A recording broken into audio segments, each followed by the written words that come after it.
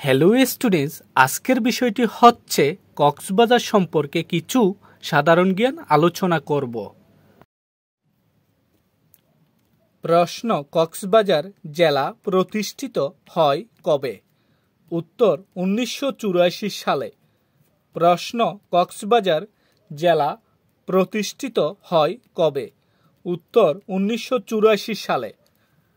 প্রশ্ন: কক্সবাজার জেলার সীমানা কি?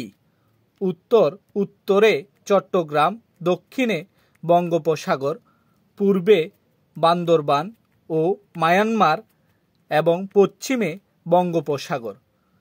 প্রশ্ন: কক্সবাজার জেলার সীমানা কি? উত্তর: উত্তরে চট্টগ্রাম, দক্ষিণে বঙ্গোপসাগর, পূর্বে বান্দরবান ও মায়ানমার এবং পশ্চিমে বঙ্গোপসাগর।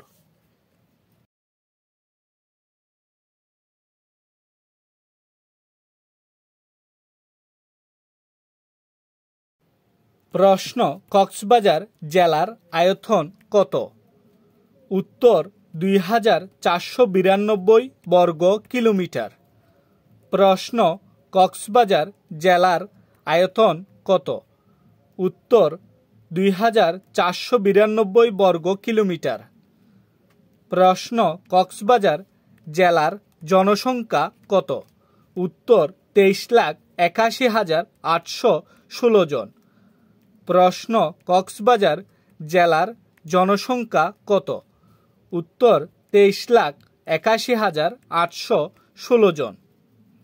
প্রশ্ন: কক্সবাজার জেলার ঘনত্ব কত? উত্তর: 919 জন প্রতি বর্গ কিলোমিটারে।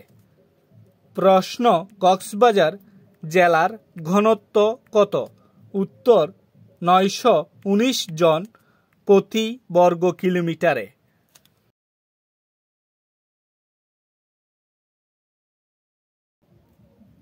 প্রশ্ন: কক্সবাজার জেলার জনসংখ্যা বৃদ্ধির হার কত?